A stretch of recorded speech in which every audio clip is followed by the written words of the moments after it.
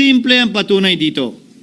Kapani-paniwala ba na wala silang kinausap na kahit isang congressman nakaupo na totoong may hawak ng mga distrito sa lugar na ginalawan nila sa hinaba-haba ng testimonya nila dito o sa Kamara?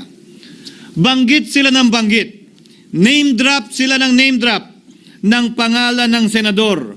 Maski na klaro naman kung inyong papakinggan na wala silang masabing direktang nakausap o binigyan ng anuman.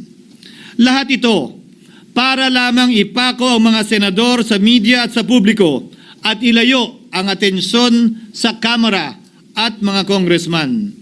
Bakit nga ba? Dahil tila mas malaking isda, ika nga, mas mataas, mas kilala ang mga senador kumpara sa congressman? Umaasa sila na maiibsan ang galit ng tao sa kanilang mga anomalya ukol sa flood control at tuluyan na silang makakatakas mula sa anumang pananagutan. Isang tao lamang, Ginoong Pangulo, ang nasa likod ng script at sarswelang ito. Siya ang dahilan ng kaguluhan, pagkakaaway-away, pagkakawatak-watak na ngayon yumayanig sa ating bayan, maprotektahan lamang ang sarili niya.